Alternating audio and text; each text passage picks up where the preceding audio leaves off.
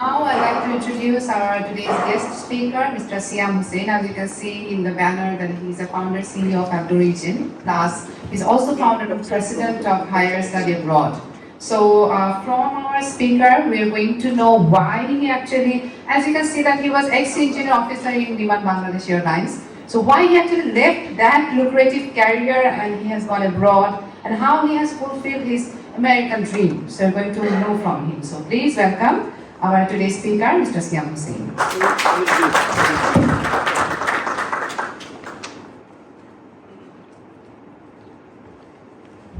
All right, am I audible properly? Awesome. This is Siam. First of all, thanks a lot, Professor Dr. Rahmatullah Sir, for taking time in all his busy schedule to read the whole excerpt and basically going through the whole thing. I appreciate you spending the time, understanding my story and background of this talk. And also thank you to Shushmita Apu, because I think we just coordinated this whole thing within a week notice. So it was super fast, so I'm very, very grateful. Okay, so I have one request. I do not want this to be a one-directional seminar. Right. It would be super useful if you guys are closer to me, and it would be super interactive if you guys are back on the background. I cannot really know you, so that is kind of the requirement. Alright, so a little bit of my background. I graduated from AIUB, which is Islamic University of Technology, which is in Gazipur, long back in 2007. And right after that, I started in Biman Bangladesh Airlines as an engineer officer, and also I started doing MBA in IBA. But then some things of life happened. I got scholarship in US, so I had to basically drop out of IBA and just went for my master's in University of Houston. And I don't think we'll get enough time for covering all the roller coaster rides, but I moved to US in 2009 for my master's degree on September 2009, and within December I lost my funding. So all my scholarship was lost because my professor switched the university to a different school. So I basically had no other option, and I started working in some restaurants in 2000. So beginning January of 2009, I was working in Biman Bangladesh Airlines. I was in IBA MBA, which is one of the best league in Bangladesh to get in. And from that, December 2009, I was working in a restaurant in US. So that's basically the roller coaster. So we can talk about roller coaster rides and how do you recover from failures, because that's basically where you grow the most. But I have gone through a lot of these failures in my life, and the major skill I have learned is that how do you come up of failures fast, because you have to be going through failures, that there's no way to hack from failures. So you'll make mistakes, but the biggest learning I had is that how do you recover faster. So we'll see a little bit more. Anyway, so January in the beginning, I figured out another funding source. So funding happened. I did my master's in electrical engineering, but then I switched to computer science. There was another story. I don't think we can cover all the stories, so we'll focus more on you today. I started in a insurance company called Farmers Insurance Company, where I was a mobile app developer, iOS app developer. And then I moved to a asset management company called T. Rowe Price, which is based in Maryland, Baltimore. I started as a developer, and then I became an assistant vice president of the whole mobile and web app division. So I worked in the industry for 7 or 8 years. There are so many storylines here. I went to US as a F1 visa, then I was in OPT, then I was in OPT extension, H1B green card. I don't know if you guys know all these secondary pathways or all these things you have to do after you go to US.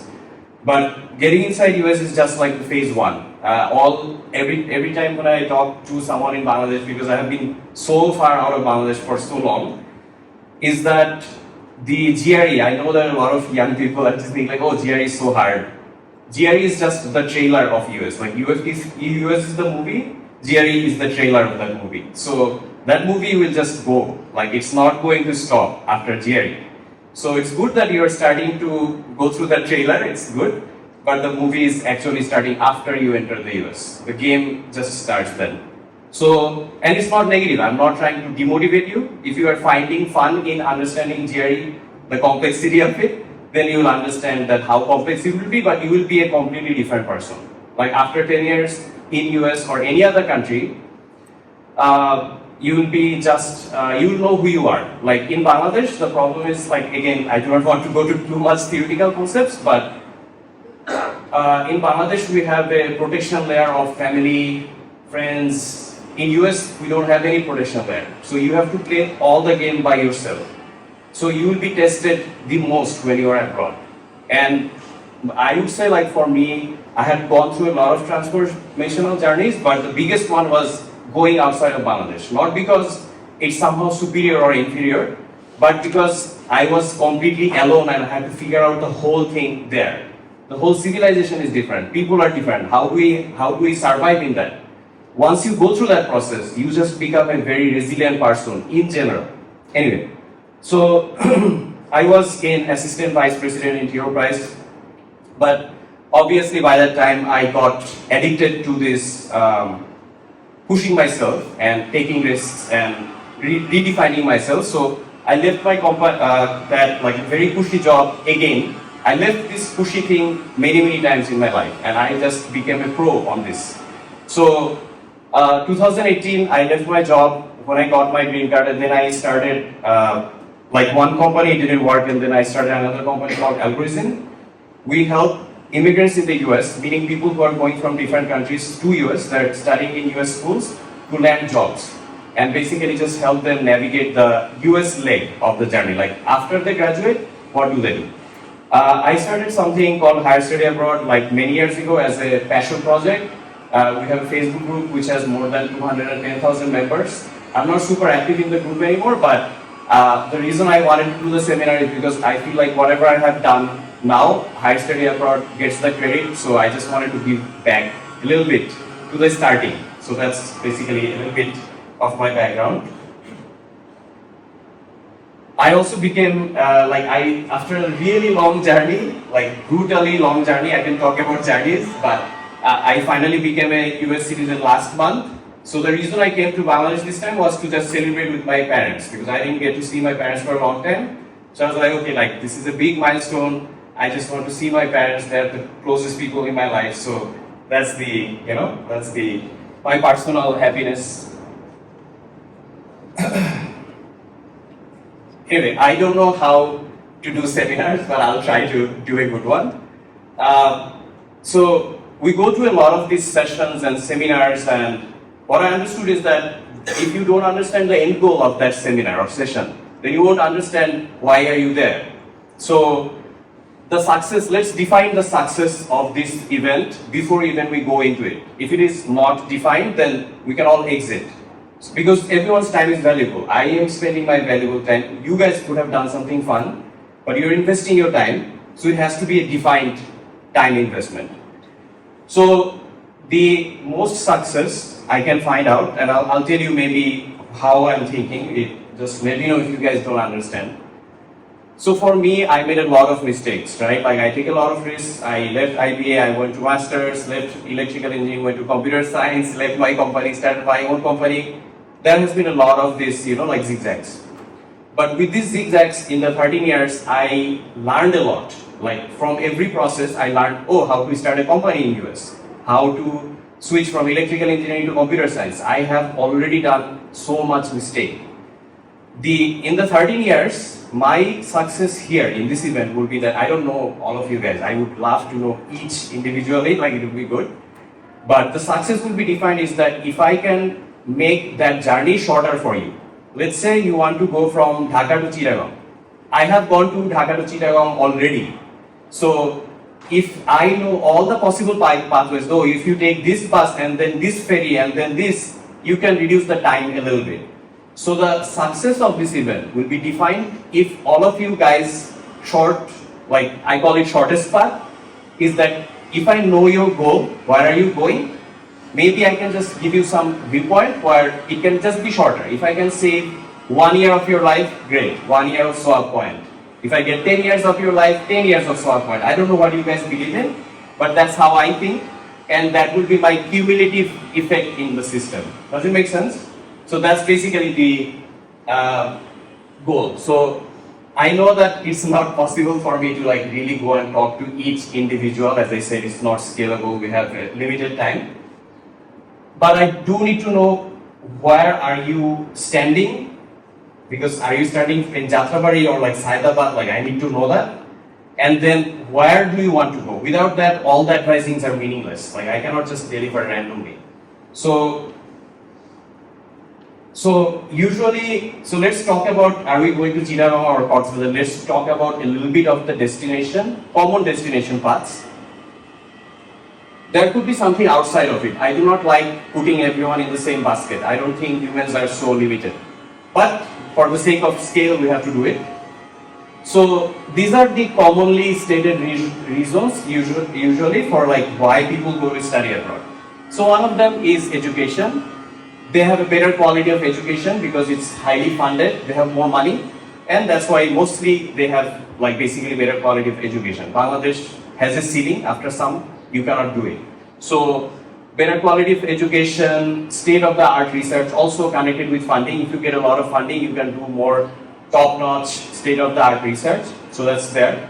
And then recognition, like it's difficult to beat an institution like Harvard, which has been building that whole, like research base for many years, with many years of money. It's difficult to beat that recognition just like in 10 years. So these are some of the good like reasons people go to for education, number one. Number two is job. Not a lot of people are necessarily just seeking education or academia for their whole life. Some people want to work in the industry. And there's, again, no right or wrong here, but just different goal. One person wants to go to Coxbazar, another person wants to go to TechNaf. So for job, they think that there are better job opportunities. Bangladesh has a limited amount of jobs compared to America. They have a higher salary, or what I mean by higher input to output ratio is that however much they can make in US in the job industry, and however much they're spending in the like living expense, they can save more. That's basically the ratio. So they can just save more money. That's why they do it. And then also, while they do it, they have a little bit better standard. Maybe the healthcare is a little bit better, maybe the air quality is a little bit better, maybe, I don't know, the infrastructures are a little bit better there. So some people choose to go abroad and live abroad because of that. So this all I put under job category, although the better living standards can be everywhere. And the last one is impact. And personally for me, that's my reason, but again, not everyone has to be there for this reason. So solve the largest world problems. It's possible from Bangladesh, but it's a little bit hard. I'm not saying impossible, but a little bit hard. Let's say I want to resolve the climate change issues. I want to completely revolutionize the entire future of education. It is difficult to do it from Bangladesh, but US has a kind of like economy or ecosystem where someone from anywhere, like South Africa, Elon Musk went from South Africa, he is completely revolutionizing the whole electric vehicle industry. It is very difficult, it would have been very difficult for him to do it from South Africa. US just gives you a little bit more leverage. So that's the last one, is that if you want to solve real world problems like super duper large scale problems, world's biggest top 10 problems, from US you just have a more higher advantage. There are also like some tangential impact which are like really staggering for me to see. So I saw a post in group where like this person who didn't even have proper internet, this person was using the group from like this cyber cafe. Like I used to go to this cyber cafe long back, but this guy didn't have a computer fully in his home. I think he's from North India or something. He used to go to this cyber cafe and applied globally. And then he got a full scholarship with PhD in a university in Paris or like France. I know that this guy, whenever he is going abroad, he will definitely uplift his whole neighborhood. He'll just spend money. He will just make, so after 30 years, you will see that, oh, there is a building or like a school or a mosque, whatever, however people want to contribute. You going abroad has a long-term tangential effect in your neighborhood. If at the very least your family, but in the bigger spectrum, maybe the whole Bosundhara neighborhood. I'm just giving an example. So that's the impact. So I did not, okay, so we have to go to the interaction. So now I think like these are the common reasons, like you don't have to pick one, but these are the common reasons for going abroad. Am I losing you, or are you guys with me? The questions. Okay, so I need to understand a little bit from the room on where you are, and the way I can do it is through a raise of hands. So, just so that I know a ballpark, so STEM is basically science, technology, engineering, math. Anything of that degree is called STEM. I think in Bangladesh it's just called general science. So, who is from the STEM major here in this room? If you can raise the hand. And none of the people from that side? Okay, so we have 25% of the room from the STEM major. Who is from fourth year and beyond in the room? Okay, so like 50% of the room is like fourth year and beyond. It's good, it makes sense that you will be coming to a kind of seminar like this. So this is a harder question about destination, and I don't know if you will know the answer. So you can choose multiple choices here when I'm asking the question, because when I'm putting myself in your shoes, when I was graduating, I had zero idea about what I want to do 5 years later. It's impossible. So, but I'll still do the hard question if you know, if you are wise enough, that's like awesome at that age. So, academia and research in US, long term, you want to do academia and or research based thing in the US or abroad. Who are in this camp? Who are in this camp? One person, two. Wants to go to academia and research. Okay, few people. Okay, okay. So we have like some cautionary hand raises. I don't know why, but like let's say 20-25% of the people. And then who wants to go to US or go abroad and then wants to work in the industry, like the industry, professional. I would say the rest is probably there. Okay, so like rest probably like 75% and 25%. The rest, the last ones are 5 and 6. Maybe let me ask it in a singular question, that who wants to come back to Bangladesh? Then no. Okay, great, awesome, love it. So we have like 5 to 10% of the room who wants to come back to Bangladesh, and it could change. Like they could say that they do not want to come back after that. Some people who don't know, they might think that they might come back. None of these things are like, we are not committing to anything. And is there anyone in the room who wants to go into entrepreneurship, or no one? No one?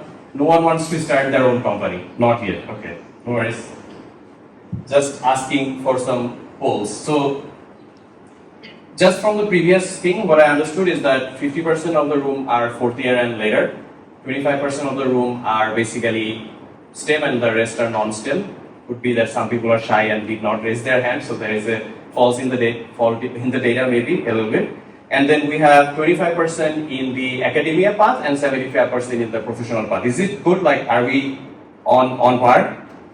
So, so based on those data, I'll have to design the slide and next seminar. So I have to take 1 hour break for making the next slide. I'm just kidding. So I'll go through a holistic path. It's impossible to go super granular, but I'll try to touch a lot of points. And an important thing I wanted to say is that this session is recorded, so you can watch it later. But the presentation will not be shared. I don't like sharing presentations, not because it's probably beneficial for you, but the reason is that I do not want you to tune your brain out. So if you can take 1 minute, and if you have some note-taking device, like, I don't know, pen, paper, that will be super useful, because I'll go through a lot of content, and I have like 10 t-shirts I wanted to gift, and there are more than 10 people, so I'll have to choose. Whoever asks more questions gets the t-shirt. So that's basically the thing. So if you can take a few minutes just to think on how to, even a phone is fine, just asking the questions, just keep it in your mind that what questions you'll be asking. So I'll go through two fundamental processes here. The number one process is called the understanding the matchmaking process, meaning that whenever you are applying for higher studies, it's basically a matchmaking process. Like it's basically like Jamaibu matchmaking process kind of thing. Like both parties have to like each other. So you are one party and the university is another party. If you matchmake well, you'll see multiple parties, but eventually you'll get married to one. So it's generally exactly like a matchmaking process. So you have to understand how the matchmaking process works. That's step one, which is also the part of where you have to decide that what you want to do. So that's the thing. And the second one is that how do we create the shortest path. So these are the two segments of the seminar. Okay. All right, so I don't even know which country you guys want to go to, or even if you know where you want to go to, but in the world there are thousands of universities you can go to. So I will have to narrow this down conversation to just the US universities, but you can follow the same framework for every country. The same framework is replicable for every country. But if you decide to go to US, then there are 1,700 universities in the US who actually accept international students. 1,700 universities. That's a lot. We say that in Bangladesh we have like universities like Bangar Chatar, like I hear that term, but in US it is more. Like it is like 20 times or 100 times more even. So in US the university whole system is primarily for money making. Primarily they are private enterprises and that's why there are so many. But choosing them is a big hassle because you don't know. And most of the people actually choose within, I don't know, like 50 to 100, whatever they hear from their boro bhais or apus. But that's obviously not the only option. So that's the big issue here, is that how do we choose from 700 universities? Because you can only apply to what, like maybe 8 to 10 universities, because each university takes some money. So you cannot apply to more than 10. So 10 from 1700 is just a work on its own. So how do we filter that? So the filtration process, again, you have to understand the matchmaking process, that on one side you have the profile, which is basically you, and then the other side you have the university, which has the requirements. That's basically the matchmaking. And in your profile, I hear this question so many times, I'll go with the profile issues immediately in the next slide. So in your profile is basically your content, like you. So in your profile, there are not too many things which you can change. For example, your gender, you are male, you can not change that, for example. If that's a quota for some application, you cannot change that. So there are some factors which are mutable, means changeable, some are immutable.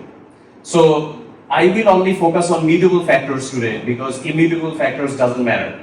Immutable factors for someone who is in the 4th year, final year, CGPA is an immutable factor. Unless you have a time machine, you are done. So let's not, I have heard so many talks about these things with so many cases that, oh, like I have 2.93 CGPA, can I do something? I'm like, you cannot, but what can you do? Like, let's move on. So, the number one thing is that remember the previous slide that there was like a Daripalla? So in the Daripalla, if you don't have one weight, instead of focusing on the weight you don't have, focus on the weights which you can change and just make them heavy. And those are the factors we'll talk about today. So there are 3 mutable factors which you can perpetually and continuously change even after your graduation, even when you're in your 4th year. Obviously, if you're in your 4th year, try to get your CGPA high as much as possible, but that game is ending soon. So, and those who are not in 4th year, like put effort on that, because that is such a factor that it cannot be changed ever. So, anyway, so the mutable factors are, one is that job or research experience, you can continuously upgrade that. You can do more research, you can do more job, depending on where you want to go. So that's one. Network and visibility, this is super duper important. I'll talk about that a little bit more. You can keep changing it, upgrading it. And then last one is GIR total. So I think you guys already know this one. that if you have a bad CGPA, you can recover it with having a good GRE score, for example. I think you might have heard it.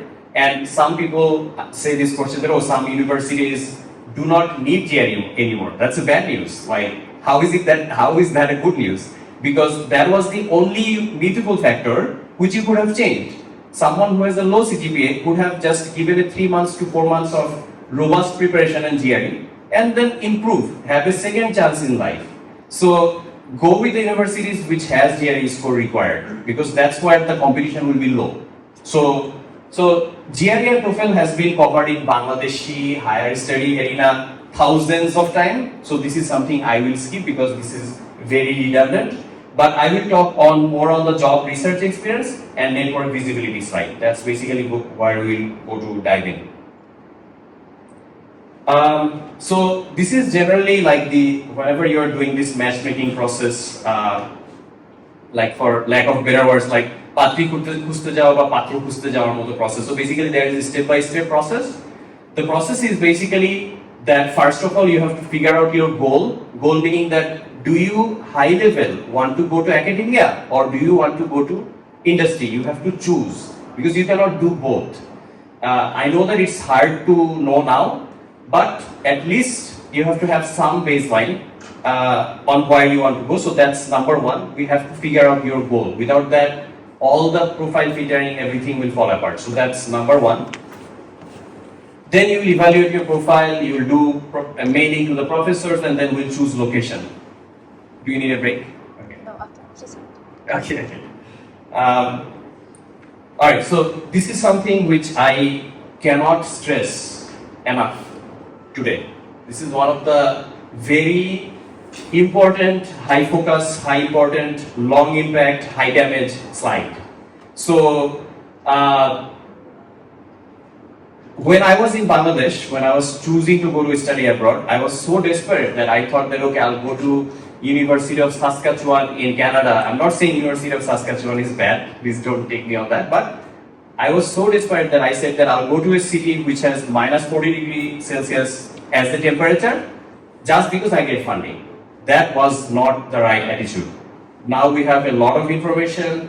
We can actually plan the whole post-US pathway from Bangladesh. That's the reason I'm doing the seminar now, is that we don't have to just see up to the university level. We can see, okay, after university, what will I do? Will I do a job? Will I go to academia? What will I do? Let's plan from here in Bangladesh and let's choose the university correctly. So choosing the university correctly obviously have some other factors. I'm going to go through some factors, but let's focus on location first. And let's see that if I can actually somehow like open a Google Maps thing here. I'm trying my best to navigate this thing. Alright, we are here, so I'll have to.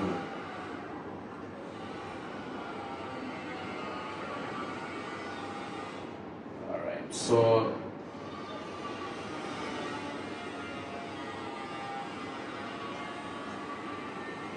Alright, more or less visible, right? So this is a very good big screen. A very good system in the university. I really like it. Anyway, so I think you guys have seen the map of US maybe before, maybe not, I'm not sure, but let's just let's assume that you have seen it before. And the difference of choosing something in Bangladesh and choosing something in US is fundamentally different, is because in Bangladesh, if you are a talented person, if you want to do something, you have to be in Dhaka. Like there is Chittagong as a second league, but it is far back. Infrastructurally or for whatever reason, Dhaka is where all the talent gets centralized. But in US, the case is a little bit different. The centralization is not as heavy.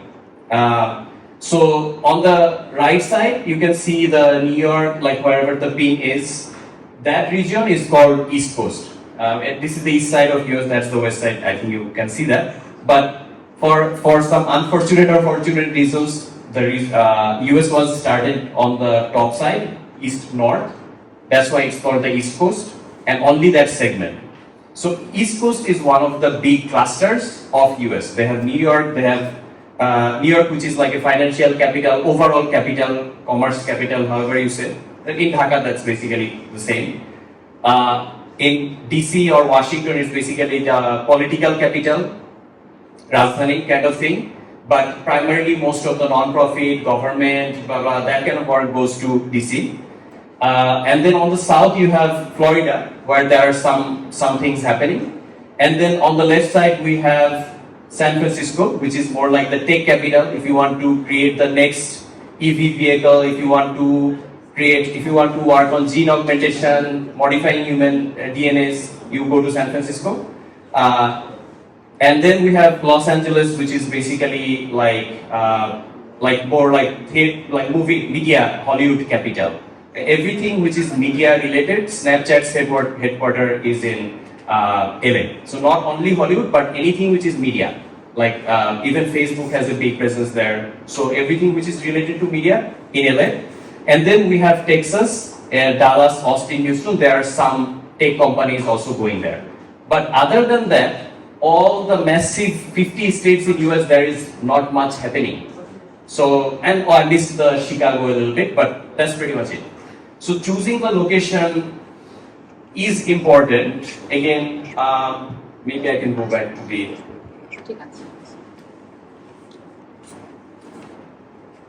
Maybe I can go back to the slide thing. I don't know what just happened. Oh.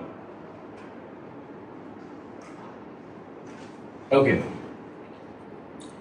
So why did I go through the map? The choosing of the location will have such a long-term effect in your life. So let's say whenever you are choosing to go to the industry, I'll cover both. So let's say you're choosing to go to the industry, you go to a completely rural village of Idaho. Idaho is in the middle of nowhere. You can study there, but your network will not be built. And most of the jobs are coming from network. Let's say when you study in Dhaka, it's not only that you are studying in AIUB. It's not like you are locked in the AIUB campus forever. You go out, you meet a friend, you do some cha here, and then Boro Bhai and Apu there. That's how you meet people. There is the Grameenphone office here. Oh, let's go to the Grameenphone office. Boro Bhai Ashe, let's just hang out there. That's how you build the network. The 4 years you spend here is not just inside the AIUB building and learning. You also automatically, organically build your network just by being in a center of Dhaka, an important center of Dhaka. So the job prospect of landing a job, if you are studying in Idaho, obviously you will go through some learning process, but your network will be built because it will not be built because it's a rural area. It's basically like butta hill, cornfields. All Idaho is just cornfields. So that's one of the super important factors that whenever you are choosing a university, if you want to go to the industry, choose a city and not a village state. Like choose a city state. This advice is a little bit different for people who want to go to research. For example, maybe someone goes in Bangladesh, let's say Kuwait is a good research university for the sake of argument. Kuwait is in the middle of it's not in the city. So you can in the same way go to US in a very remote area for research reasons only, maybe because they have a very good research lab. And many of the research labs are actually not built in the cities. They are actually in the rural areas. So if you want to go more into academia, it is possible that you might actually go into a rural place, but it's not harmful for you. But that's why the choosing is important, the city versus village, city versus a rural thing. Expense is also important in choosing. Some states there are more income tax, more, more cost of living. Overall, it just becomes harder. So again, choosing the right state is also important as a second factor. So, for example, Texas doesn't have any income tax. So Texas is a cheaper state. Texas, that's why a lot of Bangladeshis will say they'll go to University of Texas, Dallas, Arlington, very common. The reason is because it's cheaper. So that's another. And then the climate. This is a totally Bengali reason, but very important and valid reason is that if you go to a very cold area, 30% or 40% of your whole year, you will mostly likely be sick because you didn't grow up in such cold, harsh environment. So not all the people can handle the cold. I know that it doesn't feel too serious, but once you are sick and cold and it's just winter, you might be depressed, and with your professors like para, you cannot actually do anything. So climate is also a very important factor, I would say. I think this I can probably skip, but this one is important. So also a lot of FAQ type of situation when I hear this question so much, that is ranking important. So I would say that if you want to go to the job industry or industry, then unless you are in the top 30 schools, like unless you are the Harvards or MITs or the celebrity schools, Ivy Leagues, it doesn't matter which university you go to after the 30. You can go to University of Texas at Arlington, you can go to University of Texas at El Paso. That 50 ranking difference that will not create any difference. Two friends can have a massive squabble about it, but it has no effect, I know that. So if you're going to Harvard, please, like, will not even have any argument, please go to Harvard. But if you're not going there, then it doesn't matter, you can just go to any university wherever you get the best funding. And the other factors are more important, the locations, than the ranking. That's one. But if you're going to like a academia, like more academic path, then definitely the university ranking is important. And then not like the university generic ranking, but the research-based ranking. Sometimes there, I don't know if you guys know of this place called what is that? What is in New Mexico? Los Alamos National Laboratory. So this is in Los Alamos, which is like a super remote area, but it is close from University of New Mexico. So University of New Mexico is not very high in ranking individually, but it is very close to the Los Alamos National Laboratory, so they have a lot of collaboration going on. So if someone is going for research on a specific field, maybe University of New Mexico is a better choice. So that is also an important factor, that if you are choosing a university, choose a university which has like strong research collaboration and it has a better research ranking, not general ranking.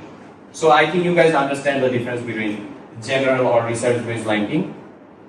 Again, I'm going through a massive amount of information, so I'm sure you have a question, so please have those kind of like written down so that you can ask those later. Are we good on time? We're good on time, right? Right. Okay. So, alright, so I know that from Bangladesh, whoever wants to go to study abroad, funding is a big issue. Research and funding and scholarship is a big issue, I get it. So, if you want to get funding, it is important that you understand where the funding comes from. Because if you understand where the funding comes from, you can actually understand the source and hack the system. So, most of the fundings are coming from two types of organizations. One is the government-ish organizations. Another one are private organizations or companies. These are the primary two funding sources in US. So, government organizations are, for example, like NASA or just NSF, or there are so many government organizations. They basically need to do some research, and what they do is that, like, they obviously have, NASA have their own team, but they want to do some more innovation, and the cheapest way to expand on innovation is through, unfortunately, the international students' labor. The only reason they go to universities is because they put money to the universities, to the professors. Professors fight for that funding in the academia in US, and then once they get the $1 million grant, that's a good news, but they take 10 Bangladeshi, Nepali, Indian, Iranian students to get the work done and move fast. Basically, for lack of better words, again, I'll be very direct, kamla kata. The only reason the international students are getting the funding is because someone on the top, let's say Tesla, wants to do some EV vehicle research. Funding someone from US, someone who is very, very experienced, takes time. We do not want to go through the hiring process. I say that, oh, all right, I have $1 million, I'll give it to you. Professors will come to me, I'll say that, all right, I'll give it to you, and you have to deliver within the next year some kind of progress on the EV research. And how will you do it? Please distribute the funding to all the international students, however you pick it. So that's the source of funding. It's not a very inspiring news, but you have to understand where the money comes from. So that's where the money comes from. So these companies, let's say Tesla or NASA, gives directly to the universities, sometimes because they want to have exposure to the university, some hiring, blah, blah, blah. That's one. And then other one is professors, as I said, like directly to the professors. And then they are being distributed in different times. So like university fundings are usually called like fellowship. This is the hardest funding part. It's like basically very high on the funding and then, but very competitive because fellowship maybe they'll give to one or two people. Then we have scholarship, then we have tuition waiver on campus, and then professors, they have primarily two types, which is RA and TA. RA is basically that you help them do the research, and TA is basically doing a TA job. I think you guys understand that the way I'm shaking the head, so I can probably skip. I mean, this is a big slide, so maybe we can probably, you probably know these things more or less, but if you want to take a picture, you can if you really want. Maybe it's better to cover this with Q&A. Anyway, I think this is almost very close to the first Q&A. We'll have two Q&A sessions because I don't like doing long talks by myself. But let's go through a summary that choosing a university, we discussed about your profile, what are the mutable variables, and then this is the university side. There is the research, you can do research specific ranking, look at professor's profile, how much are the grants coming in, how often the grants are coming in. If you go to a professor's news section, you will see they will always boast that, oh, I raised $1.3 million from NSF. You will be able to see the funding news. The professors will always be celebrated. It's very common. So that's one. This is how you get some of the research information. Ranking, obviously, quality of education, brand, alumni connection, these are important. I think you understand the requirements. Job prospect, we discussed, location, network. Okay, so there is like a lot of small points. Maybe we can just. I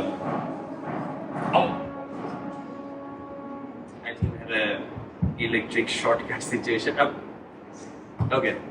So just to like summarize before I go to the first Q&A is that this is kind of like a high-level journey of the higher studies. So start planning for higher studies, prepare for the test, shortly universities, main professors, connect with RAs or TAs in the university, prepare for application, write your SOP, get the recommendations, write your resume, submit the online application, send the transcripts, do a video interview. I think these days they're getting common. Get acceptance letter, decide and notify, prepare for visa, plan for departure, book a flight and find housing. That's basically the whole journey. Just wanted to kind of go through that. I have a silly quote before I go to this. I mean, Emma Watson is who played Hermione in Harry Potter, but this is her real character saying that it's a lot of times we have to, like, it's a decision time. Like, if you want to choose a university or which country do you want to go, do you want to go to research or do you want to do PhD first or masters? There will be a lot of data, so you'll hear a lot of Borobhais or Apus or teachers and fathers and mothers speaking. But in the end, we have to follow the Emma Watson quote because all of us are external figures in your life. So I don't want other people to decide who I am. You have to decide who you are. So that's the end point of this part. So maybe we can do a Q&A of the previous topics we covered for a little bit, and then we'll jump to the second section. Is that okay if we do a Q&A? Okay. Alright, so any Q&A, any questions on the topics we discussed? We can probably... Yes. Yeah. Do you have any suggestion for a program we should select to being a BBA student? You don't know which subject or which program we really need to study for them. Very, very good question. So, and what's your name again? Fatima. So Fatima Jahan asked a very important question is that if someone is studying BBA or any kind of business major, what should they study further? This is a valid question. So again, we have to see, or we have to be able to see where the money is flowing from. Because money is what funds the education, money is what basically funds your research. If you want to go to some fund-based education, most of the money in the US currently as a country is flowing through tech, because tech is the biggest endeavor US is doing, giving to the world. For example, like Bangladesh, what does Bangladesh export? It exports garments, t-shirt. It exports human resource, like GDP remittance is a big one in Bangladesh. Similarly, in US, tech is the big export as a country. What they do is that they have Facebook's office, Google's office, all of the offices are in US, so they are exporting tech. That's their value proposition. So if you see how the country makes money, then you will see how the money goes to the universities. I think you are able to connect that. The point I'm trying to make is that most of the things in the next 10 years or 20 years will be somehow related to tech. Now, how do you, from a business person, how do you go to tech? So if you understand how a tech team or a company is formed, then you will understand where can you fit yourself. So let's say a team has a couple of developers, couple of business analysts, couple of software assurance engineers, some product person. Someone who is doing BBA will most likely be a better fit as a business analyst. Someone who analyzes businesses but with some software tools like Tableau or Power BI. But one thing I'll have to, add, before I end this question, one analogy I'll have to bring. So when I was growing up, my father said one thing all the time to me, that Siam, if you want to do anything in the world, you have to be good in English. My father grew up in a very poor part of Joshua. He struggled a lot and he was focusing a lot on English. To answer your question, what I would say to my kids, I don't have anyone, but if I had, is that you have to know English and you have to know at least one programming language, or you have to understand technology. Irrespective of which major you are coming from, could be BBA, could be human resource, could be anything. If you are not tech savvy, the next generation, the next decade will be impossible. So that's the thing. So you can choose something, business analytics, business intelligence, anything with data science, data analytics, data intelligence, these are all BBA track. So does it answer your question? Okay. Any other question? I was having one question. Yes, please. Fine. Can you explain the fellowship again? Fellowship. What it is and what's the I get the whole process. Sure. So the question was, and what's your name? And I'm Islam. Islam. Okay, Islam. So, so Islam asked a question on what is fellowship. So fellowship is something that the university gives to a chosen group of individual, which is okay. So the factors of fellowship are that someone has to have a very strong academic profile, very strong research profile, maybe a couple of journals or publications already while you are in Bangladesh. Primarily proving that you are a very strong person in academics. So maybe you have 1 year of teaching experience, you have a couple of good journals, and you have a good academic profile, good CGPA. These are all indicator for fellowship, because fellowship is given to people, to more academic people. These people in Bangladesh, I think there is a term called teacher fighter. I don't know if you guys heard this. These are for teacher fighter roles, like someone who wants to stay in the academia, they want to focus more on research. Those are the things there. Does it answer your question? Okay. Yeah. Should I? Okay. Yeah.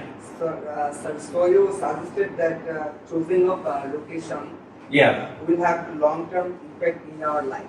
Yes. So according to you, which state will be better for us to go and study in USA? Okay. Very good question. Thank you. And what's your name? Shakima. Shaki Mohammed. So Shaki Mohammed asked a good question. I think you guys have heard this question already. So there is no answer that which state will be better for us, because there is no common answer here. You are an individual person, your answer will be individual. If you want to go to the industry and if we consider the expense and all the factors, if I have to answer something in a very holistic way, Texas is a very good state. The reason is the expense is low, the industry options are a lot, there are some good research options too. So if I have to give a dumb answer, the dumb answer will be Texas. Anything on the south is a safe bet. the Texas is better from all the other options in the South is because the Texas is cheap, but it is still, it has a lot of opportunity. And for the next 10 years, Texas is having a massive migration because of that reason. So does it answer your question? Okay. All right. Yeah, I was thinking of asking one question. Yeah. In summary, you have mentioned that there are few steps like you have to write the email to your professor, then you have to write a statement of, SOP, and Yeah. then you have to create your resume, and then you have to go on. Yeah. So what I found out that whenever students, just those who have finished undergrad and thinking about or planning about going abroad, communicating with the professors, they are finding difficulties in writing the emails, how to mail them, whether it should be very flowery or very short, what would be the language, plus writing a strong SOP, they are finding difficulties, plus how to make a healthy resume. It's also a very difficult part for the students, those who have just completed the undergrad. So is there any suggestions from you or how to improve that? Because in my long teaching life, I have found those. They're finding difficulties in preparing a good resume, then how to write the email. That is the most difficult part, I think. Whether it should be flowery, most of them ask, ma'am, how to write the email, how to convince the professor, how they will read my email and choose me. So is there any suggestions from your side? Shushmita asked a very important question and we can do 5 seminars to answer them. But, because these are all loaded topics and I can have a loaded conversation in each of them and we can go really, really deep. But I'll try to, just to summarize, students are struggling in writing a right email and convincing, representing themselves in resume, and the other one was writing a good SOP, right? Okay. So these are very complex and wide topic and it's covering a couple of the things, but it will cover a little bit of my next presentation. Okay. But after that, I will come back to this topic because it will be more relevant. Sure. Okay. All right. Anyone else before we jump in? Oh, there are 2 more questions. Yeah. So as you said that when you went to the US, you lost your part, and your professor didn't make something for it. So isn't there any rules if any professor left the place and who will be facing problem about funding? Yeah. And what's your name? My name is Faisal. Faisal. All right. So Faisal asked that if you go to US, you lose your funding. Is there any rule which is protecting you from that? Unfortunately, no. If you so the reason my funding went is because my professor was going to a different university. He was in University of Houston, that's where I went.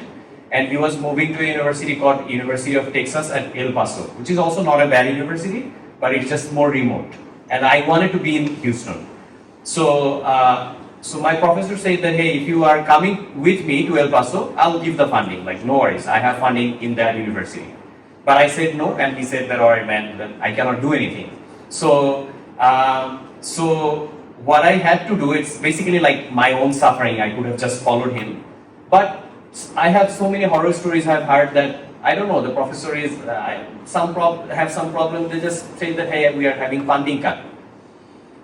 There is no way for the university or something to protect you, but once you are in US, I can guarantee you that I have not seen anyone who is not able to make it through if they are just consistent. If you are in the university, what I did is that I literally went to the electrical engineering department and literally bugged all the professors every day because I need money.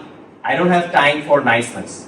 So I went to all the professors, not like bug them, but I said, hey, I worked in Dr. Martiro's science lab for 3-4 months. I did these things. Can I help you out? And interestingly, only 2 people gave me chances, 2 professors who had funding, who said that, okay, we cannot guarantee you funding, but you have to work for free for next 2 weeks. We will see. And I basically just like literally died. Like I just was in the lab for the next 2 weeks every day without any pay. And then after that, one of the professors said that, okay, Siam, I like you, you are a hard worker person, I'll just give you funding. So the thing is that if you are sticking to this, if you are putting the effort and like bashing all the doors, you will get it. That's basically the simple trick. I don't know if I answered your question. Okay. Does top rank US university give masters 100% scholarship? The top, Rank university in US do they give a scholarship? in MBA.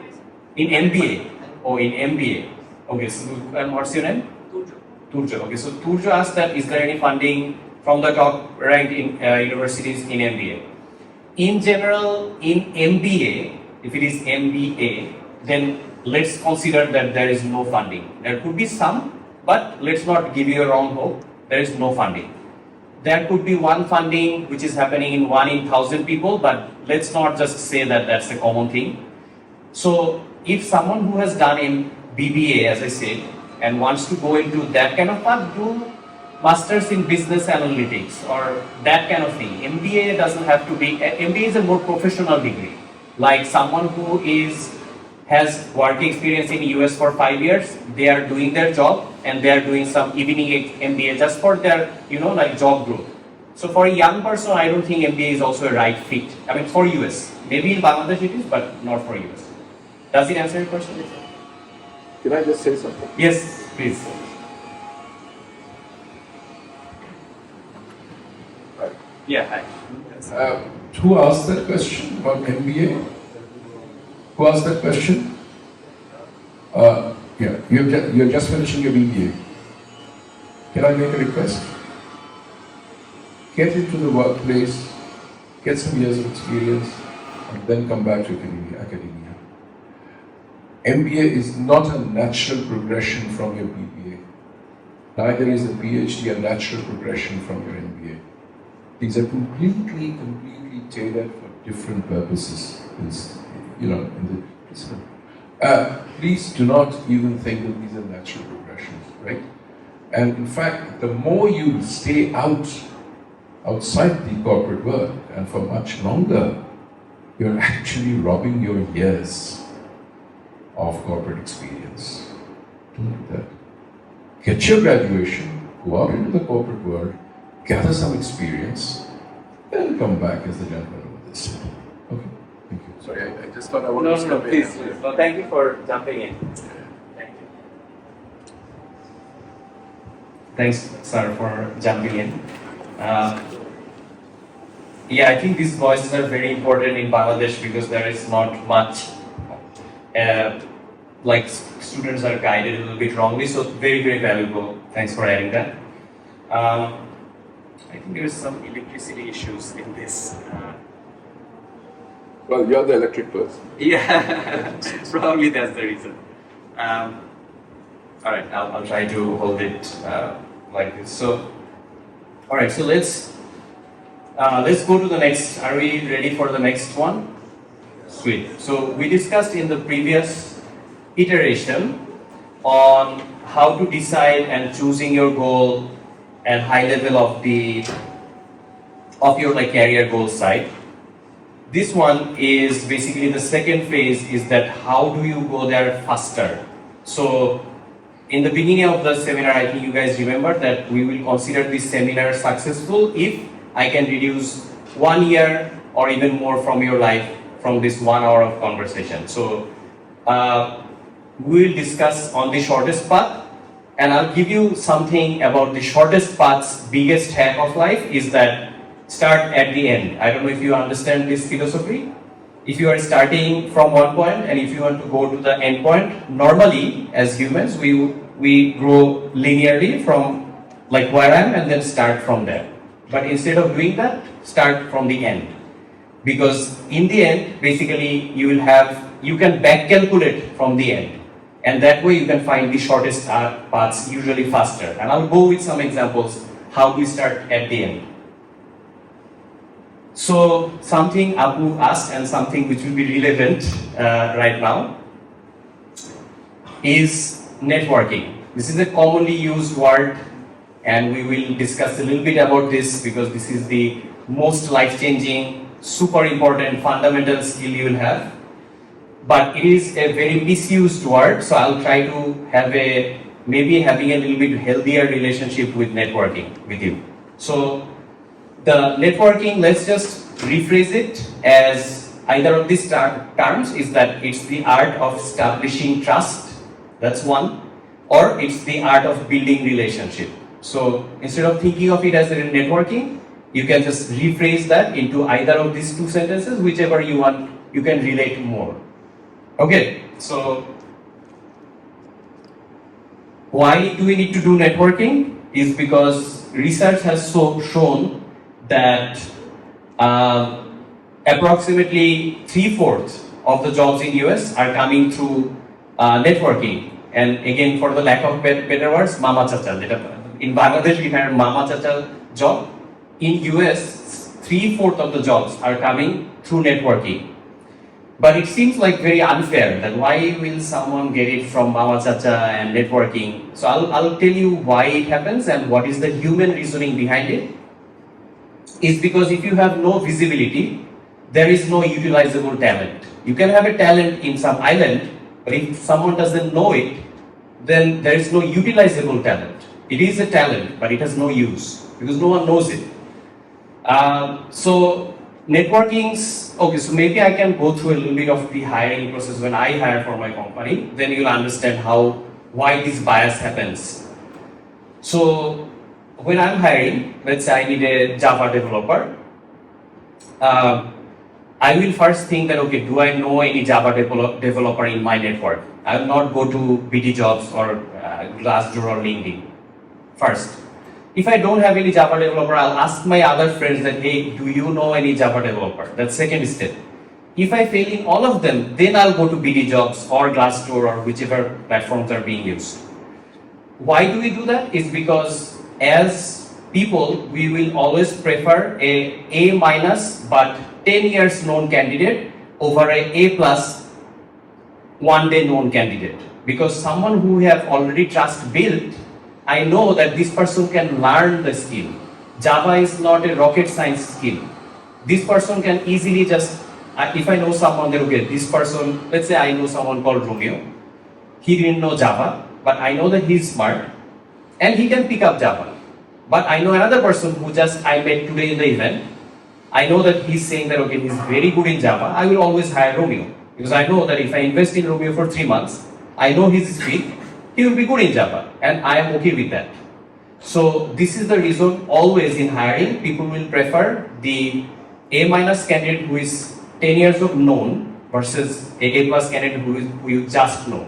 And that is the reason for that bias. And that bias is, if this human bias is applicable in every decision making, not only hiring, funding from professors, every decision making of your life will be affected by this network issue. The lack of trust issue. So these are, again, as I said, that I made, like I say that my life is a mountain of mistakes, so I've made a lot of mistakes in my life. But these are the biggest, if you again want to take another slide from today, which you really want to think about after the session, is some of the biggest secrets of networking I have learned over the many years, the battle-tested formulas. So number one, networking, we have to rephrase the word networking. From the word, we have to just forget it or rephrase it, that networking equals to giving. Because remember this thing, that networking means giving. And I'll give you an example on how giving is the most powerful tool of networking. I started Higher Study Abroad just because, like, okay, let me help out a few people, just to give them some information, just help them out because I went through a difficult time. Let me help them a little bit. I just don't want other person to suffer. But right now we have 210,000 members in the group. 20,000 people are living in the US. And all the 20,000 people who are working in Intel, Google, blah, blah, blah, all these big tech companies, they know me. And I have an incredible, like unimaginable network because of this giving attitude. I didn't even plan this whole thing out. It wasn't a strategic move. But that is the power of networking or giving. So this is a larger scale, long-term impact thing you're seeing, but I'll give you some really short, actionable example. So let's say you are going to like a career event, job hunt event, or forget about a career event, you're talking with someone. Most of the times, you are thinking that, okay, I have to network with Siam Bhai, I have to pitch myself, and I have to show how awesome I am. That's what people will do normally. But if your goal when you're meeting me is not to take from me, not to take from Siam, but give to Siam, if your agenda is to give Siam, then your framework will be completely different. The way you interact will be a different interaction. If your agenda is not to take from me, but to give to me, to help me, you will ask, oh, Siam Bhai, like, it was such a nice talk, blah, blah, blah. What are you struggling in, man? Like, I'm sure you're a human being. What is your struggle right now? Like, what are you looking for? So I'll say that, oh, like, first of all, I'll think that, oh, this person is nice. Like, in the event, I met like 30 people, they're just talking about them. This person is talking about me. So I'll think that, okay, like, oh yeah, like, thanks for asking this question, and I'm actually struggling in finding some Java developer, for example. Then you can put yourself that, oh, actually, I know Java, or I have my friend who knows Java. You get the job, but on a little bit circular way, but you don't have to play this game in a manipulative way. You can just genuinely want to help me out, and that will give you so much in your life. A little bit longer way. The way I also see of it is I'm saying it in different analogies and examples, just in the hope that whichever one you can relate to, is that short-term selfish versus long-term selfish. You can think of it in that way as well. So my goal right now in life is to be a long-term selfish person. So a long-term selfish person is different from a short-term selfish. Short-term selfish people, they only think that, okay, let me just take some advantage immediately, get something and go. The problem with that is that no one in the world is dumb. Even the most naive people you think you meet, they also know that they're being used. So they don't like it. And what they do is that they close their doors. But if you are a long-term selfish person, then your goal will be to kind of use this person for a long time. So you will have to basically help this person as well. So it can only work when it is a mutually beneficial long-term relationship. We already discussed that one-way street, and the last one is relationship is like a plant. So, so the same way you have like different plants in your home, like cactus or like some other things. Relationship is like a plant, meaning like you cannot just meet someone and assume that they will remember you forever. You have to water that plant. And the same way, you have to understand that cactus needs this much water, you only give that much water, and the other plant you give different. Some relationships will die because you give them too much water.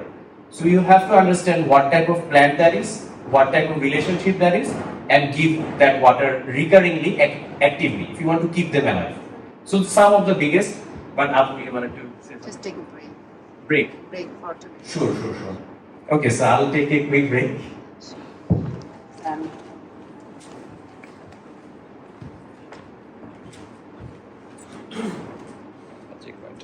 We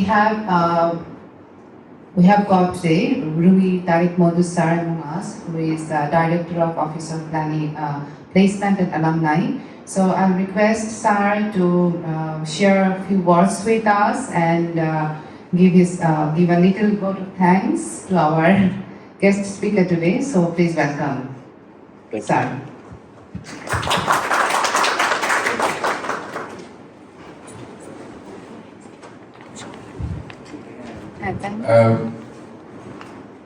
Good afternoon, Assalamu alaikum. First of all, Siam, thank you very much for taking time out to come to us and come to the campus and address our students, which in itself is a hugely praiseworthy achievement, a praiseworthy step, because, you know, our students need all the learning in the area that you've been talking about, all the grooming in that area that they can possibly get. I have very, very little, if any, experience about the United States, having studied in the UK. But a lot of what you say actually tallies with what I hear from my brother, who's settled in Connecticut. And can I just say one or two things? One is, what you said about networking. I couldn't agree more. A lot of us actually make this mistake by thinking that friendship is networking. It's my network. It's not. It is only when you start utilizing that, right? That is when you can actually say that there is a network, a netting of networking happening, right? And I don't mean using in a negative sense or exploitative sense. How many of you, are you all from the business faculty? Or which faculty are you from? Faculty of Science. Science and technology. So you what, computer science? Yes, sir. Because I do see a lot of, I should have known. I see a lot of blues there. Okay. Now, how many of you are doing something as a side gig apart from studying? Do you have a job? Do you have a part-time something? Are you writing some software app? Yeah. What about you? What are you doing? Sir, I'm in television and media industry. Okay. I started as Weren't you my student at some point? That's why I thought you're business school, because I teach business school. All right, what did I teach you? sir, accounting. All right. You see, it's these accounting lessons they get everywhere. Yeah. Okay. Excellent. And who else? Sir, I do live streaming for gaming. Also, I'm a music producer. Okay. Anybody else? I was in a discussion with the senior management team of Asia 360 earlier this morning. And, this is something that we talked about, that today's students are not like yesterday's students, in that they get very happily or easily satisfied and don't want to grow further. Right? And those of you who actually go out and get a job, I've been in this place now for 16, 17 years, and I've seen a lot of my students actually in the earlier years, let's say about 8, 10 years back, actually take up part-time jobs. And you know what happens?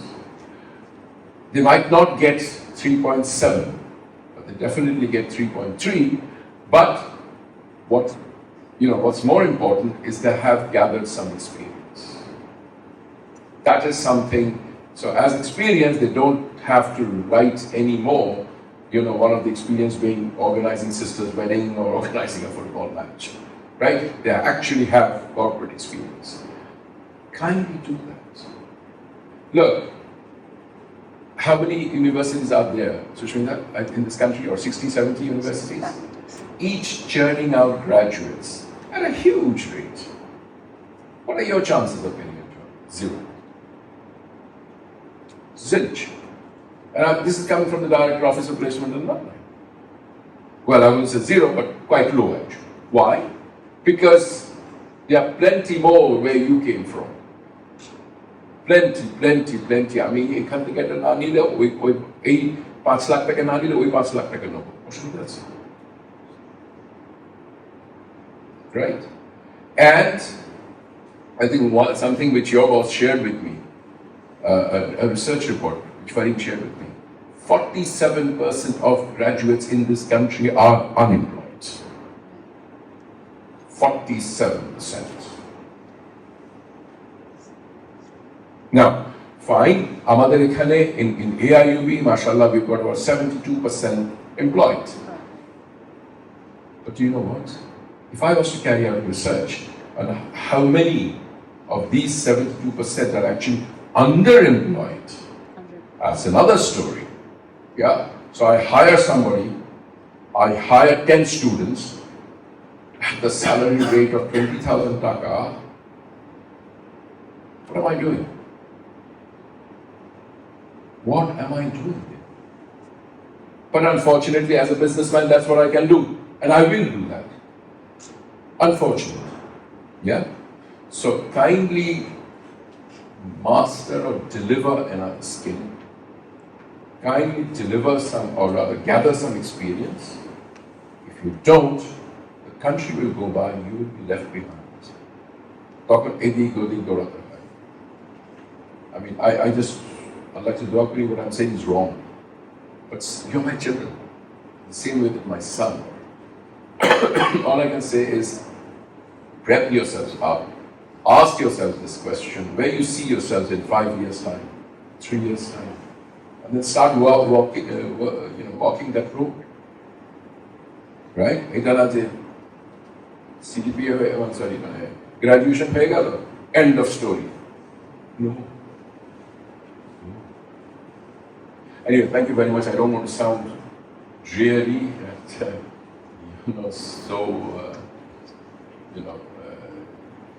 it's possibly a typical old man kind of syndrome, but nevertheless, thank you once again, Shyam, for being with us and sharing your thoughts and your experience. And I hope we'll see you again, inshallah. Can I have the pleasure of handing you over a memento?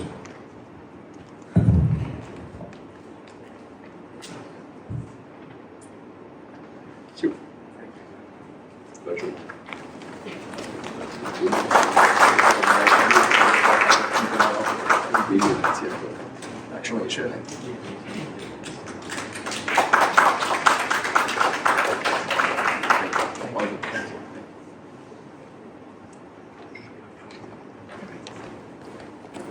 Parin che vola messo.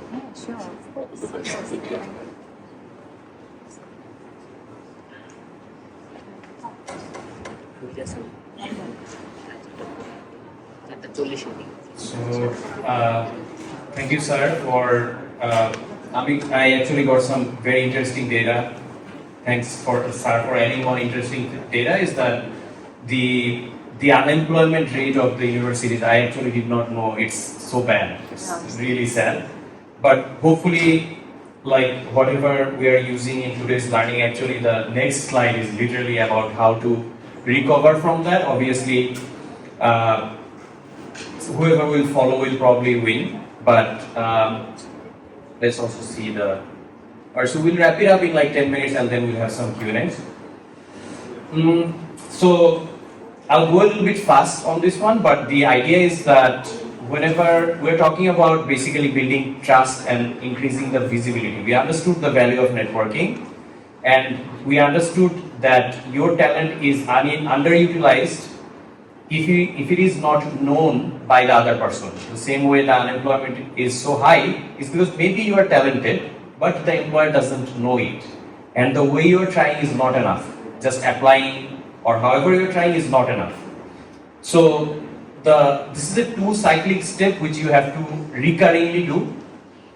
It's called build and expose. So basically you have to build something because the industry doesn't really care about your just theoretical education too much. They want you to be theoretically understanding, but the number 1 step is basically building, meaning like building a project. And I'll talk about projects a little bit. And then basically expose. Expose meaning show it, not by directly showing it to the end user, but like show it in front of them where they hang out. So I'll give you some examples. Build requires some of the components, meaning like it has to be hands-on. It cannot be that, oh, I learned something in the class about something, about some theoretical concept of accounting or anything. It has no value to the industry or professor, anyone, they won't know. The way you do hands-on is by whatever skill you have learned doing a project. It could be a research type of project or any type of project. A use case of that theory. Whatever you learned, a use case of a real world problem. So that's like one thing. Another thing which the companies or even professors want to see, that can you work in a team? So that's, the build cannot be alone. It cannot be a solo project. It has to be a group project where it is in production, but it's also done with a team. That you have to do it with a team.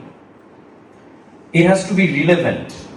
Whichever job you are applying to, whichever professor you are emailing to, it has to be relevant to that or somewhat relevant to what they are doing.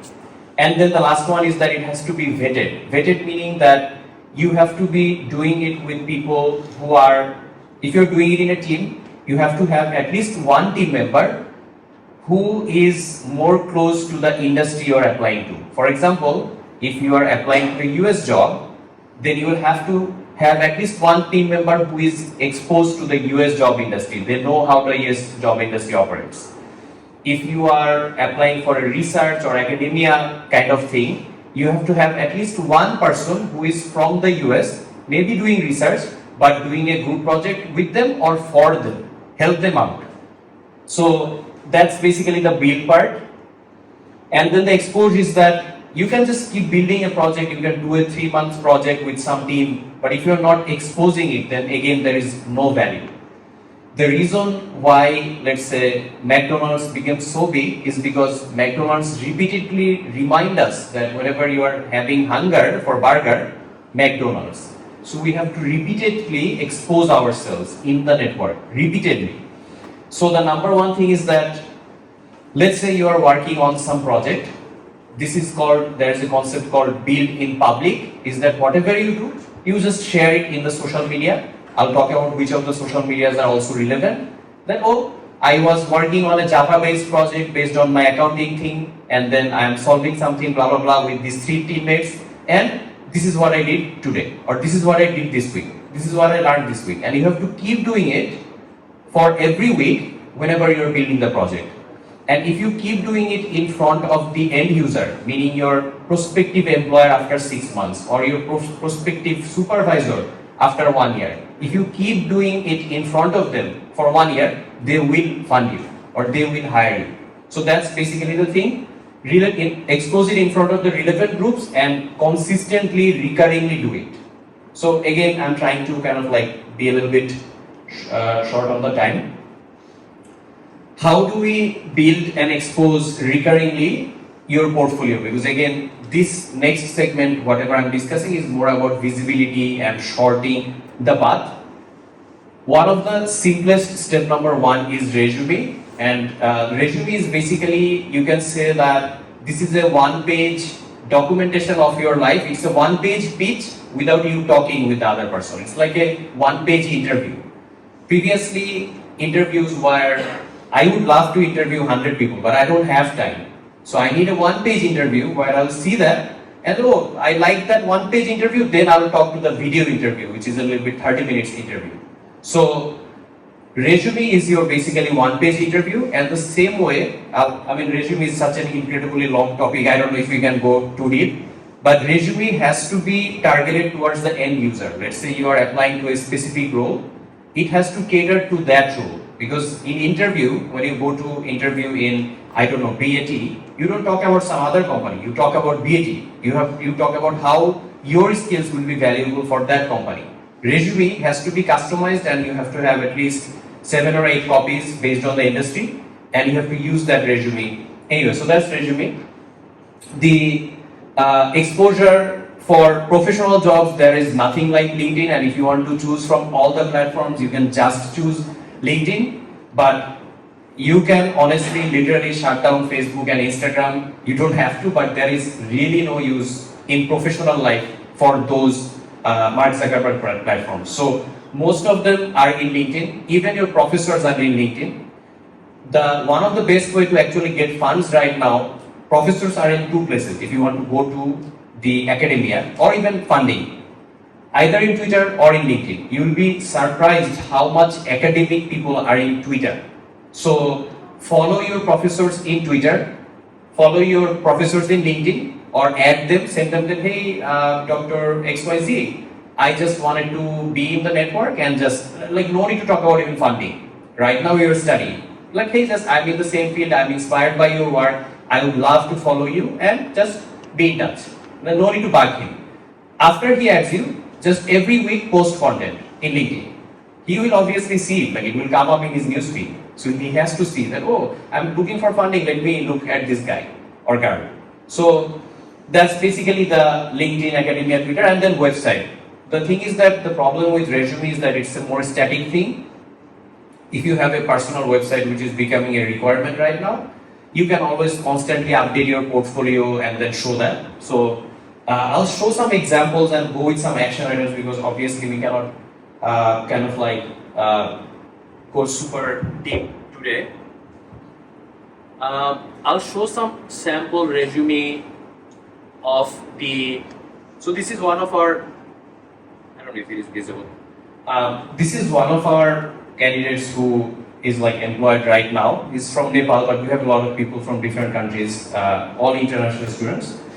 So this is his resume, and basically, as you can see that whenever someone opens their resume in their phone or laptop, the resume is only kind of visible like top half, 50%.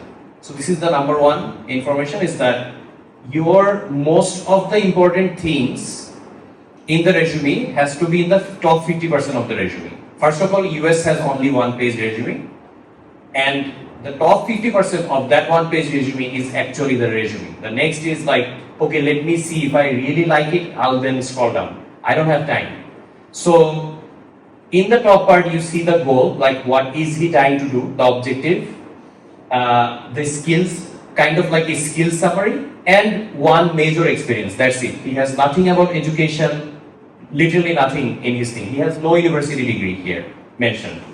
And in US, for the job industry, this is how you get hired. Basically, if you can represent that you have worked in a real company based in US for some project, then basically that's the exposure. But again, this is the resume. We cannot take too much time on this, but I think we're having some electricity problem. No, it's okay. I will give some action items so that we can follow through some of these things. LinkedIn also is important, but I'll go to the, let's see if we can show some sample LinkedIn.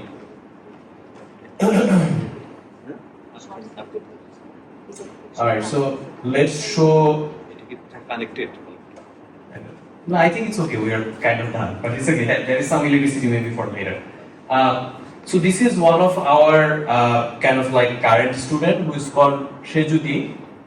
So Shejuti is like a graduate from University of Akron, and then one of the major important part of LinkedIn is definitely the about section. It has to tell a good story. See the amount of story she has written, and it has to be humane.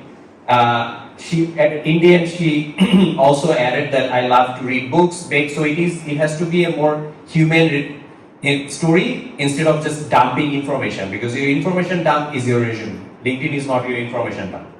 LinkedIn about section is about telling your story. This is a decent story, not the best, but it has some interesting things. Like she was thrilled by Steve Jobs' commencement.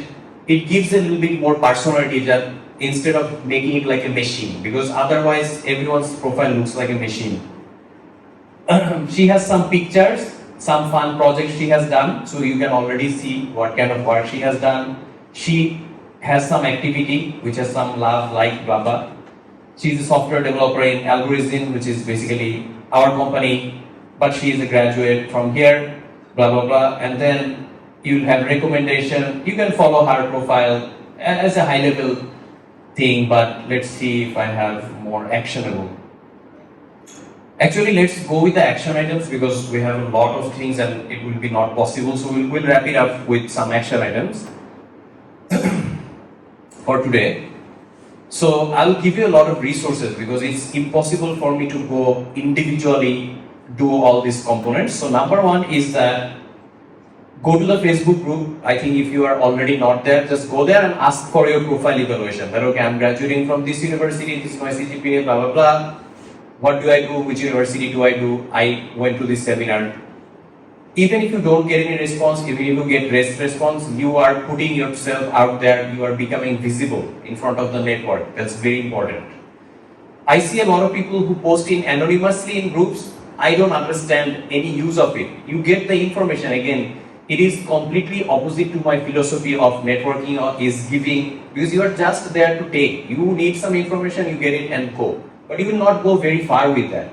People need to be able to see who you are, and then they will build the trust, and then they will maybe reach out to you for more help.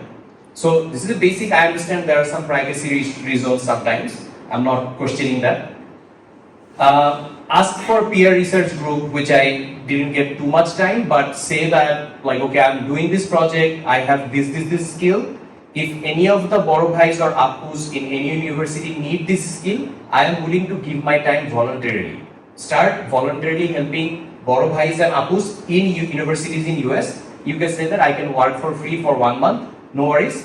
I just need to learn some project and just give me a chance. There will be so many people who are just jumping in for free labor because you are basically in Kamla Kata, but you are doing it with some people who are abroad, and you can give a little bit more context that I'm interested in electric vehicles or battery cells or I don't know, any topics you are interested in, and then help them out.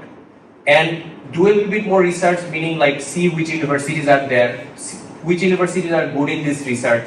Instead of just dumbly posting, you can do a little bit of research and say that I am looking for bhaias and appus in XYZ universities, in XYZ departments or research, just to help them out. Because I'm in my final year, I went to a talk, I learned something interesting, I want to help you guys out. Please just let me know. There will be a lot of people who will just say that.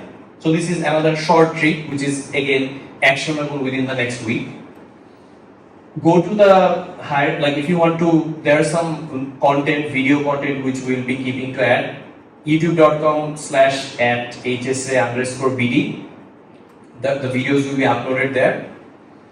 You can go to the higherstudyabroad.com website. We're still working on it, it's not fully done.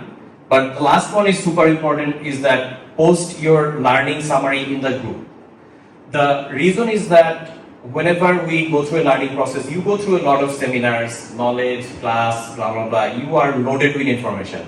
But after 1 year or sometime you'll see that you're forgetting some of the information. And the reason is, the only way we can solidify learning in our brain is by sharing them. Again, the networking equals to giving is such a fundamental personality shift. It will affect you in all different spectrum of your life.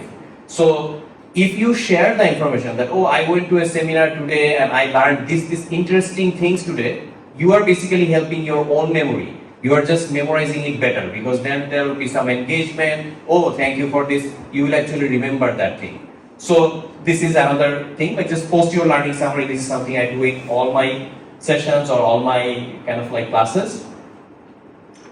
There are some like free resume and LinkedIn analyzing tools, basic. One of them is Higration. I do not have time to go there, but feel free to take the picture of it, and it basically analyzes your entire resume and gives you how to write it. It is one of the most powerful tools I've seen. It uses AI to literally write you how to write it. Obviously you have to write it, but it will give you recommendations.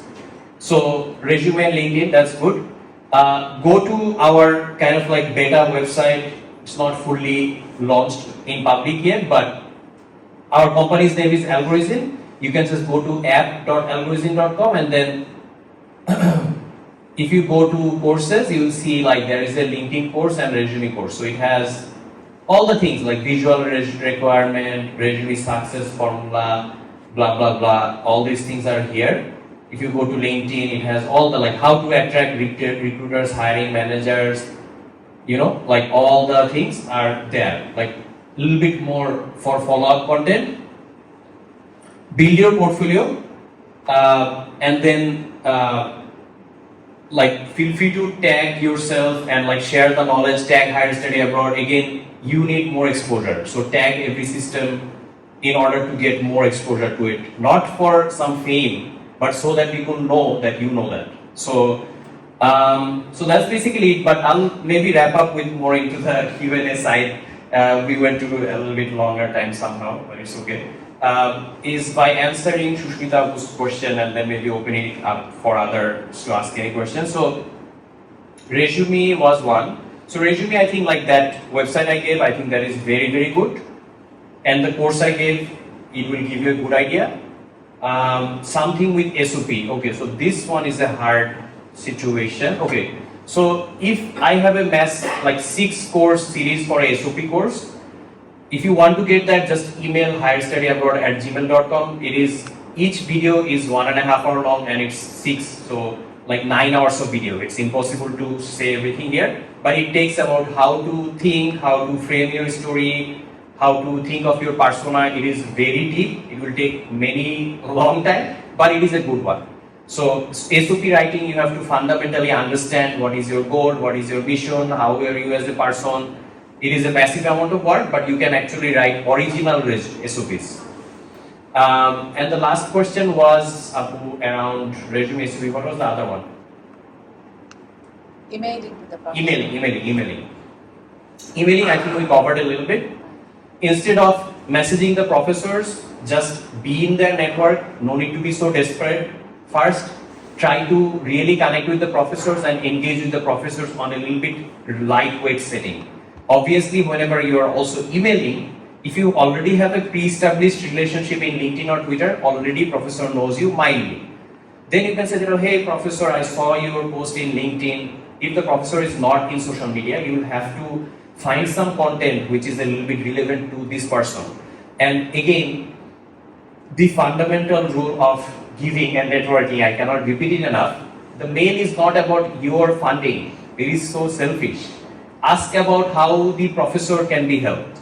The framing is that Professor XYZ, I saw your research in this news. I saw that you are working with photovoltaic cells, and I think I have found some interesting articles.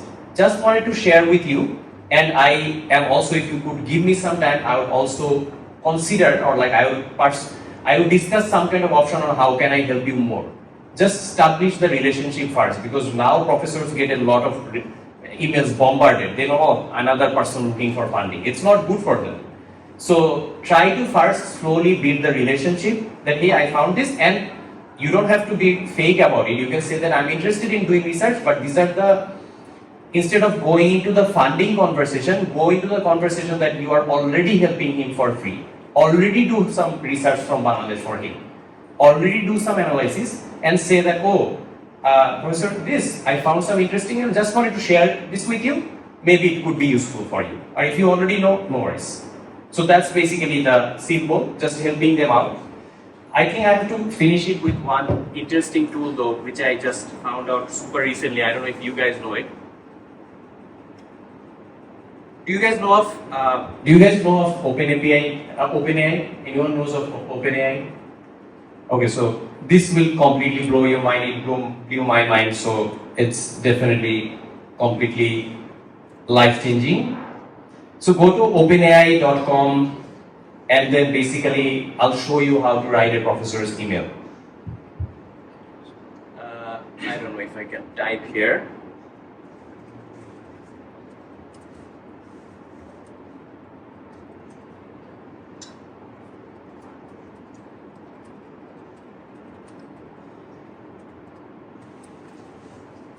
Okay, there is a lot of error. Let me just fix that. Okay, more or less I think you will understand. Let's put some more characters. So at least you will have some basic templates. The more this is done by AI, this will take everyone's job essentially. Like, this is so sad, but anyway, for the next 10 years, just like have our jobs. Go to OpenAI Playground. It just came out like 2 years ago, but the Chat GPT came out a month ago, so it's very mature, like new as a technology. The more context you give, the better email it will write. If you give the entire context of the previous email to it, that hey, I have been having a conversation with this professor and this was the context, it will write you a completely new email for what to say. So I think all the emails in your home life will be solved by OpenAI. So you can just write it, and if you don't like the answer, try it now multiple times, like give refresh, and then if you want to change the tone, write the tone that I want to be more kind or assertive, blah blah blah. The more context you have, the better email you will write.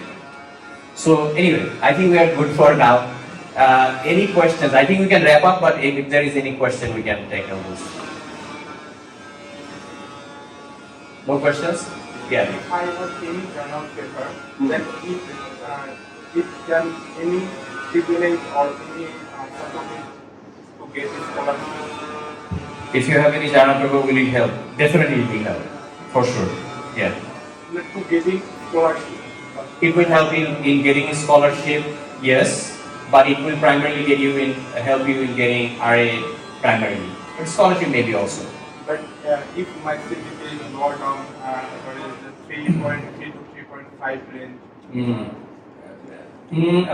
Scholarships are a little bit harder with lower CGPA, but not impossible. Again, do not think of it as a singular profile, think of it as a holistic profile. If you have a low CGPA, having a journal, having a better journal, high impact factor journal, having a better GRE score, these are all combinedly looked at, not as a singular entity. So if you have a lower CGPA, improve the other things. If you have any of these low, improve visibility. Again, these are all hackable systems. So if you understand the variables, then you can work on how to improve those. But just to summarize, CGPA, GRE score, good research journal, good hands-on experience with some US-based team, visibility of you working with that team, these are all important factors to consider, even for scholarship. Does it answer you? So still I have hope. Everyone in this room has hope. As a human being, you have always hope. Like it is, sorry for being so passionate about it, but unless your brain is damaged and unless you lose your hands and legs, how can you not have hope? Like Stephen Hawking, who doesn't even know how to talk, is one of the greatest physicists of our lifetime. If he can have hope, how can you not have hope? So yeah. So hopefully that answered. You can definitely have hope. Anyway, so I think for today we can wrap it up. I have like 10 t-shirts. I don't know who asked the questions and stuff, but yeah. Question. First of all, thank you so much. It was a nice and informative session. Sir, recently I heard that GRE, GMAT, and IELTS, some countries, universities requirement of they prefer these sites for students' profile. But recently I heard that if I can,